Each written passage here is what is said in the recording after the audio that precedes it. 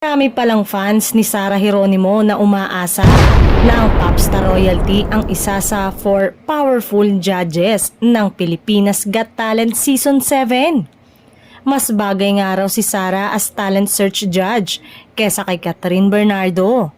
Actually, nagbabardagula ng ilang popstar at ilang followers ni Kat sa X. Talakan talaga ang mga fans ngayon, kesyo kaya tinanggal si Sarah para kay Catherine. Namimiss na kasi ng fans ang misis ni Mateo Gudicelli na matagal-tagal na rin nilang hindi napapanood sa isang TV show. Alam naman ng popstars, nakagustuhan naman ni Sarah ang hindi maging aktibo sa TV at maging sa pelikula. Marami na ang project ang tinanggihan niya at gusto niya talagang mag-concentrate na lang muna sa pagiging Mrs. Gudicelli. Although, madalas pa rin naman siyang mag-concert sa loob at labas ng bansa. Actually, parehong pasok sina Sarah at Kat sa requirements ng Fremantle na siyang producer at may-ari ng Global Got Talent franchise show. Dahil pareho silang superstar at merong million of fans worldwide.